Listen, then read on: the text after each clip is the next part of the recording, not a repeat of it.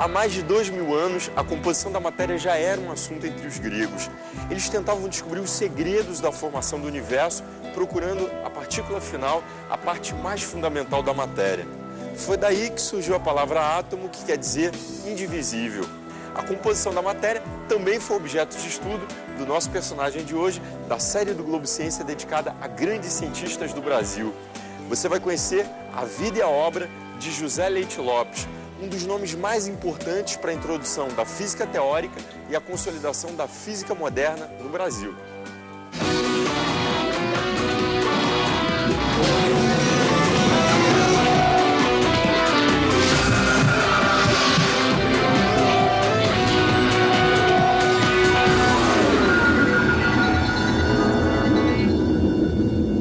Por definição a cor, por definição a doce, por definição a amargo.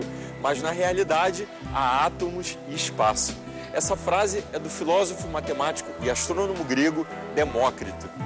O sábio, que teria vivido entre os anos 460 e 370 a.C., sustentava que a matéria era formada de átomos rígidos, infinitamente pequenos e variados de tamanho e forma, que se agrupam em combinações casuais e por processos mecânicos. Desde a época de Demócrito, físicos de todo o mundo tentam encontrar respostas que expliquem, por exemplo, a origem do universo. Foi nessa área, a área de física de partículas, que se destacou José Leite Lopes, personagem de hoje da série do Globo Ciência. Para conhecer melhor o trabalho dele, a gente vai entender primeiro o que são essas partículas. Vem comigo.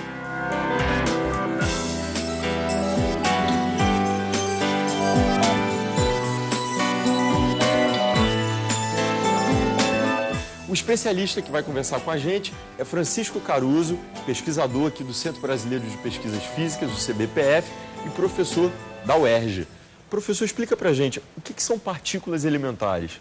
Olha, esse conceito começa com o conceito de átomo, né? Átomo em grego quer dizer algo que não é divisível, né? Então, em cada momento, o próprio conceito de elementar vai se alterando, né? Então, você vê na química, por exemplo, quando o grande Mendeleev fez a tabela periódica, se conhecia 60 átomos. Só que os físicos desconfiam muito quando o número de partículas elementares é muito grande, né? É como se você chegar para um pedreiro e dizer que ele precisa 60 tijolos diferentes para construir uma casa. É besteira, basta um, né? Então, as pessoas desconfiavam já que, em 1860, que os átomos não eram as partículas elementares, né? Em 1897 é descoberto o elétron, né, num tubo de raio catódico, que na verdade é o primeiro acelerador de partículas. Como é que é esse tubo? Esse tubo é muito parecido com o que se usou durante muitos anos como tubo de imagem da televisão. É um tubo de vidro, se faz vácuo dentro, se colocam duas placas metálicas, uma diferença de potencial e se forma um feixe de elétrons ali. E aí, depois dos elétrons? Aí, em 19 é descoberto o próton. 1919. Em 1932 é descoberto o nêutron. Então, os físicos ficaram muito satisfeitos. Olha, existem 3 partículas elementares só: o elétron, o próton e o nêutron. Essas partículas, tirando o nêutron, que não tem carga elétrica, sofrem interação eletromagnética. E era conhecido o fóton, que é uma espécie de cimento da interação eletromagnética. Só que, passado mais 20 anos, esse número de partículas elementares, de 3, já tinha passado a ser mais de 60. Então, de novo, as pessoas se questionaram, será que essas partículas são realmente elementares? E aí, em 1964, vem a descoberta dos quarks. 3 quarks para começar, hoje em dia se acredita que sejam 6. Então, mais os parentes, os primos próximos do elétron, isso dá um número hoje de 12 partículas elementares. Explica pra gente, o que seriam quarks? Os quarks seriam as partículas elementares que comporiam a matéria que está dentro do núcleo. Então, o próton é formado de quarks, o nêutron é formado de quarks, né? E aí, por sua vez, esses prótons e nêutrons formam os núcleos e assim por diante, até chegar nas moléculas, né? E os fótons? Se costuma dizer que esse fóton ele é o mediador das interações, no caso eletromagnética. Então, é trocando fótons que as partículas elementares que sofrem interação eletromagnética se comunicam. Os elétrons a gente podia ver naqueles tubos de TV, mas onde é que a gente pode ver a aplicação prática de prótons e nêutrons? O nêutron, por exemplo, é essencial para todo estudo de moderação de nêutrons para o desenvolvimento da física nuclear, né?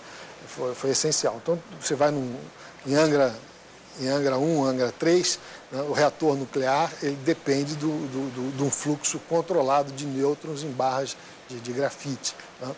E o próton, vou citar um exemplo não tão comum, ele é usado com muita eficiência para a terapia de câncer, de tumores que estão localizados a uma profundidade maior em relação à pele. Por exemplo, um tumor a 20 centímetros ou um tumor muito próximo de um órgão vital, você tem como colimar muito feixe de prótons e esse feixe de prótons tem a característica de perder a grande parte da energia que ele leva a uma profundidade de 20 centímetros.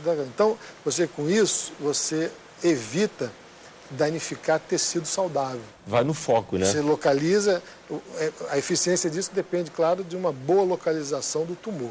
Se ele estiver muito bem localizado, você é capaz de agredir só o tumor, poupando o tecido saudável. Isso é uma aplicação, por exemplo, de feixe de prótons à saúde, né? José Leite Lopes estudou a integração de forças fundamentais da natureza e quantificou a massa de uma nova partícula, o bóson Z0. O trabalho dele abriu caminho para as pesquisas de cientistas estrangeiros como Abdus Salam, Steve Weinberg e Sheldon Glasgow, que ganharam o Nobel de Física de 1979. Eu vou conversar com o professor José Antônio Martins Simões, aqui da Universidade Federal do Rio de Janeiro. Ele é doutor em Física Teórica, foi aluno e colaborador de José Leite Lopes, nosso homenageado. Afinal de contas, quais foram as principais contribuições de Leite Lopes à física? Ele deu contribuições significativas no entendimento da unificação das interações fundamentais entre as partículas elementares. O que é interação de forças fundamentais da natureza? Explica pra gente. Nós sabemos que os átomos interagem entre si, sabemos que os elétrons interagem entre si, portanto, vamos começar pela coisa mais simples. A interação eletromagnética, que é conhecida há muito tempo, entre dois elétrons. Dois elétrons se enxergam e trocam informação entre eles. Quem codificou isso foi um físico muito conhecido chamado Richard Feynman, que traduziu as equações matemáticas muito complicadas em diagramas muito simples. Então, nós desenhamos aqui a linha de um elétron, aqui a linha de um elétron, do segundo elétron. E eles trocam entre si um fóton. Esse fóton é a interação eletromagnética, é a luz que nos atinge, e isto daqui é o exemplo mais simples de um processo que conserva carga, conserva energia e que tem um certo tamanho, uma certa intensidade. Essa intensidade a gente pode avaliar levando em conta o seguinte: a cada ponto desses aqui, nós associamos a carga do elétron, que é muito pequena, mas que é um número que nós conhecemos. Então, por exemplo, aqui eu vou ter 2 vezes esta carga, vou ter esse número ao quadrado, que dá, num certo sistema de unidades, 10 na menos 2. Dá 1 sobre 100. 1 sobre 100, exatamente. Se eu agora olhar os mesmos elétrons, mas trocando coisas mais complicadas que acontecem na natureza, eles podem trocar 2 fótons.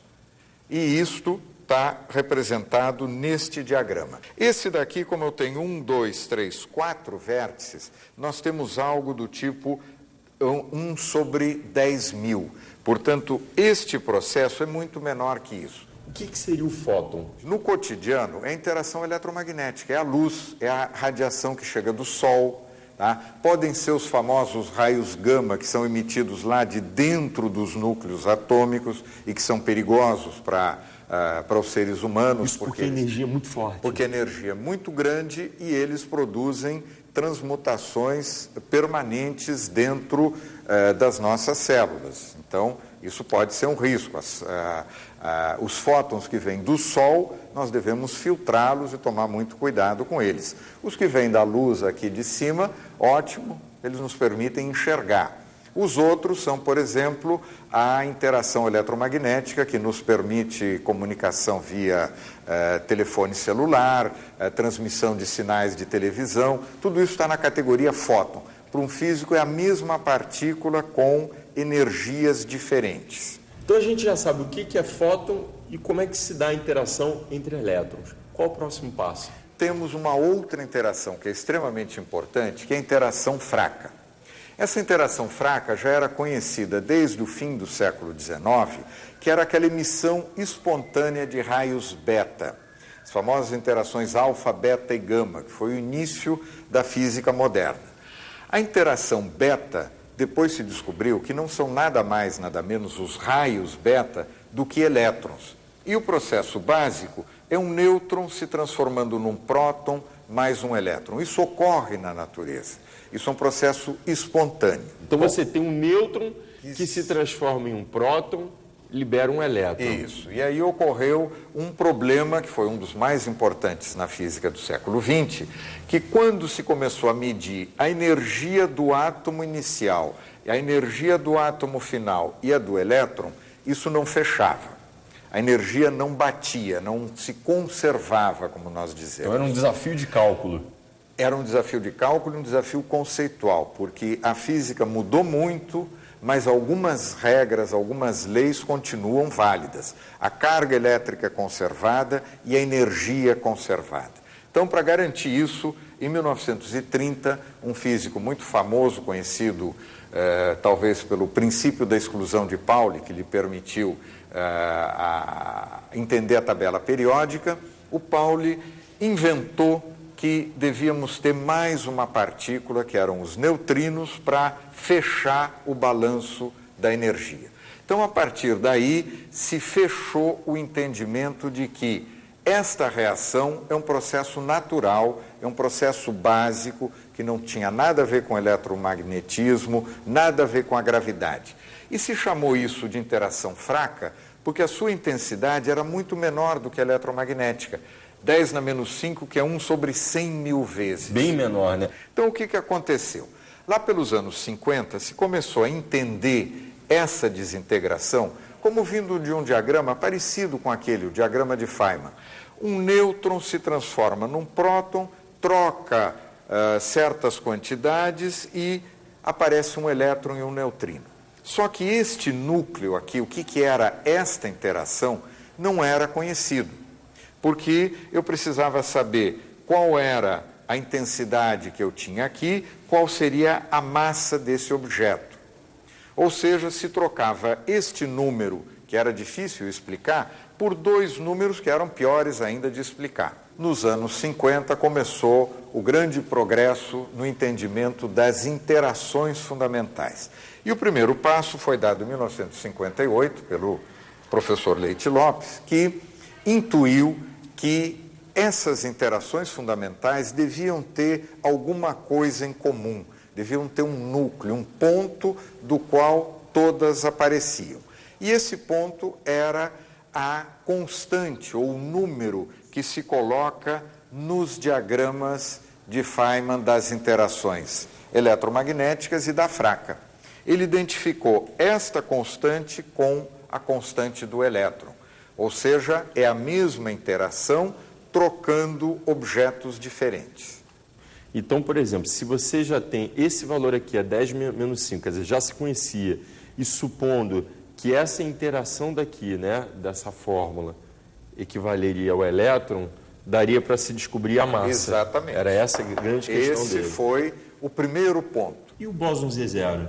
Com a ideia do Leite de que as interações são uma só, portanto, há um único acoplamento, você entende que o W e o fóton são irmãos gêmeos. Mas ainda faltava mais um pedaço no quebra-cabeça. Faltava o Z0. Sem o Z0, esse quebra-cabeça não montava. Só quando você incluía esses quatro objetos é que se tinha uma teoria unificada da interação eletromagnética e fraca. Então, na verdade, ele elaborou um esquema universal, onde daquela fórmula a gente pode aprender que existe interação forte, né, uma interação eletromagnética de fóton, não é isso? E duas interações fracas, que seria uma com carga, o W, e a outra sem carga, que seria o bóson Z0. Perfeito, quer dizer, elas se manifestam como interações diferentes em cada processo, mas no fundo é o mesmo é o mesmo mecanismo de troca. Então, é uma interação. Por isso, nós chamamos esse modelo de modelo unificado das interações fundamentais. Não há dissociação dessas Exato, interações. eu não tenho coisas separadas.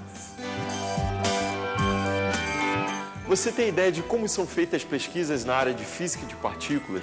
Como é que isso influencia o seu cotidiano? Você vai ver depois do intervalo que é graças a esses estudos que é possível fazer exames médicos precisos ou pesquisar na internet. Vai conhecer um pouco mais sobre a vida e obra de José Leite Lopes e vai ver as novidades científicas que vêm por aí. É um minutinho e a gente volta já já. 22 livros e mais de 80 trabalhos publicados. José Leite Lopes, personagem de hoje da série do Globo Ciência dedicada a grandes cientistas brasileiros, destacou-se não só como pesquisador, teve um papel importante na política científica brasileira e na formação de novos pesquisadores. Leite Lopes participou da criação de instituições de pesquisas como o Centro Brasileiro de Pesquisas Físicas, o CBPF, o Instituto de Física da Universidade de Brasília e a Escola Latino-Americana de Física. Teve participação ativa também nos debates sobre a implantação de uma política de desenvolvimento da energia nuclear no Brasil, defendendo a criação de um laboratório nacional com alguns reatores para se trabalhar com grande concentração de cientistas e técnicos de todas as áreas. O objetivo era formar pessoal, construir equipamentos, adaptar e criar novas tecnologias. Leite Lopes foi o representante do Brasil e secretário científico na primeira Conferência Internacional sobre Aplicações Pacíficas da Energia Atômica, patrocinada pela ONU em 1955.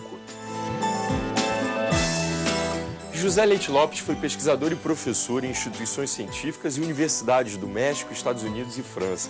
Nas horas vagas, o cientista se dedicava à pintura. Eu vou conversar com dois dos filhos dele, José Sérgio Leite Lopes.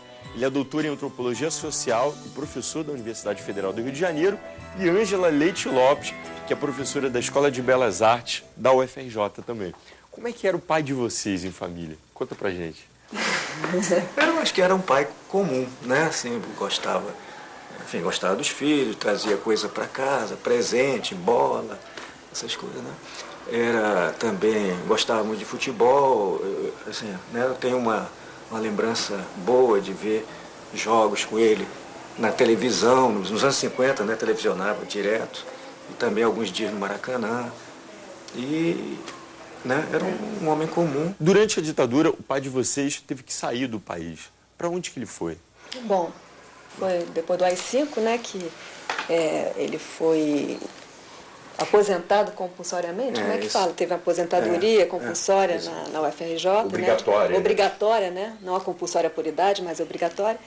Aí ele recebeu vários convites, mas como meus irmãos não iriam, porque já eram mais velhos e já, enfim, tinham a vida dele já encaminhada, os estudos dele já encaminhados, ele ficou adiando um pouco a decisão e acabamos indo para Pittsburgh, nos Estados Unidos, de um dia para o outro, praticamente. A gente saiu em agosto de 69 e depois, em julho, já estávamos indo para Estrasburgo, onde meu pai foi convidado e se tornou professor efetivo, nomeado mesmo pelo presidente francês, se tornou professor efetivo na Universidade de Estrasburgo. E o gosto dele pela pintura, hein, Sérgio? Ele era muito voltado para as suas raízes nordestinas, né, pernambucanas. Então, ele, como vocês podem ver, até que tem uns quadros ou um painel aqui em casa mesmo, ele pintava muitos motivos nordestinos, de seca ou pobreza, etc. Também tinha um lado religioso, embora ele não fosse, assim, não tinha nenhuma religião praticante, né? Mas ele desenhava muito Cristo, né? Muitas igrejas, etc. Né? Tem um lado assim mais místico, né? E você, sabe como é que são feitas as pesquisas na área de física de partículas, como elas podem mudar a sua vida? Então vem comigo e a gente vai descobrir se há novidades por aí. Vamos lá.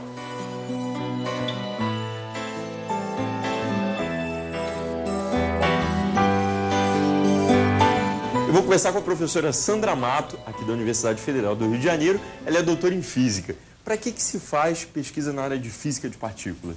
O que a gente quer descobrir hoje em física de partículas são partículas previstas pela teoria que não foram encontradas ainda. Por exemplo? Por exemplo, o bóson de Higgs, A gente quer também estudar outras partículas que a gente já conhece, mas não conhece muito bem as propriedades delas. E, quem sabe, descobrir novas que não foram previstas por teoria nenhuma. Além do bóson de Higgs, o que mais se procura no acelerador de partículas? O que um dos detetores, o LHCb, está mais preocupado agora é tentar explicar a antimatéria. A antimatéria, ela foi descoberta na década de 30 e até hoje é objeto de estudo. No início do Big Bang foi criado em igual quantidade matéria e antimatéria. E hoje no universo nós somos só matéria, prótons, nêutrons e elétrons. Onde estão os antiprótons, os antinêutrons e os antielétrons? A gente no laboratório pode criar a partícula e a antipartícula e observar qual é a diferença entre elas, como elas decaem diferentemente, por que a antimatéria sumiu e a matéria continua. Como é que são feitas essas pesquisas de física de partículas? Então, o Einstein, no início do século XX, ele ensinou para a gente, pela sua famosa equação E igual a mc2, que massa pode se transformar em energia e vice-versa. Então, o que a gente faz é pegar prótons e elétrons, que é a matéria que a gente tem, que nos rodeia, de alta energia, e colidir uns com os outros. Essa energia liberada na colisão pode criar partículas de alta massa. Então, o que a gente tem são prótons de baixa energia. Se a gente pegar um hidrogênio comum, a gente tem prótons ali, arranca esses prótons do hidrogênio e para que ele ganhe energia, a gente faz ele passar por campos elétricos. O hidrogênio, por exemplo, ele tem um próton, tem né? Um próton. Então você e coloca um elétron. Você coloca aquele próton naquele campo de energia, eles ficam ali circulando, você acelerando. Faz ele circular, acelerando, cada vez que ele passa pelo campo elétrico, a sua energia vai aumentando, aumentando, aumentando, até chegar à energia que a gente consegue alcançar. Na hora que eles colidem, essa energia se transforma em massa, em partículas de alta massa, que são essas partículas que a gente quer observar. Por exemplo, que partícula que pode gerar a partir dessa colisão? Pode gerar centenas de partículas com as energias que a gente vai chegar no LHC. E você gera prótons, nêutrons, elétrons, píons, cáons, aí tem uma centena de partículas possíveis. O LHC, para quem não sabe, é um acelerador de partículas que está sendo construído entre a França e a Suíça. Conta pra gente como é que funciona um acelerador de partículas como o LHC. O acelerador de partículas ele é construído abaixo do solo, a 100 metros de profundidade. Esse LHC ele tem uma circunferência de 27 quilômetros de perímetro, né? Enorme, é o maior da atualidade.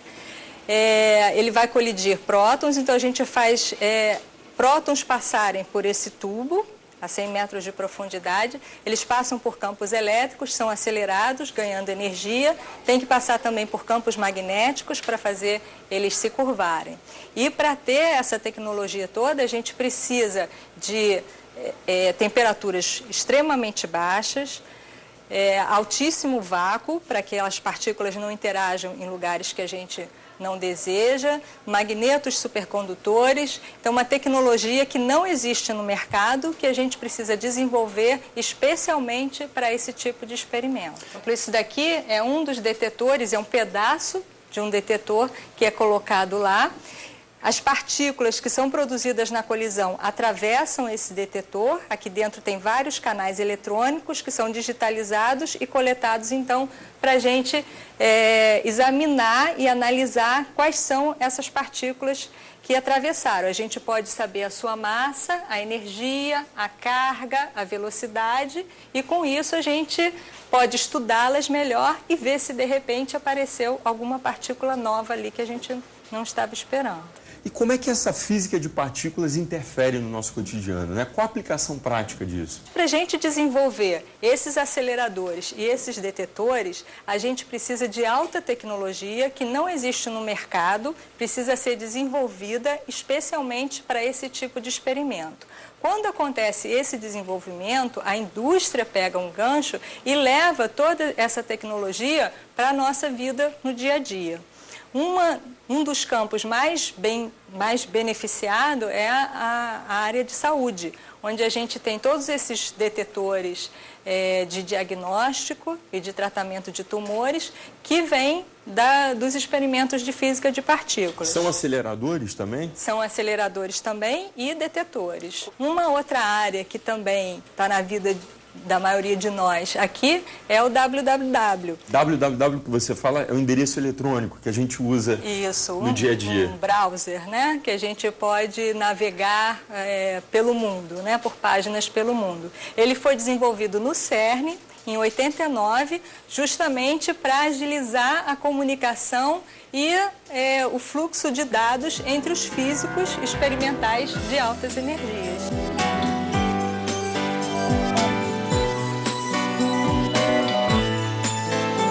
José Leite Lopes considerava a física a mãe das ciências.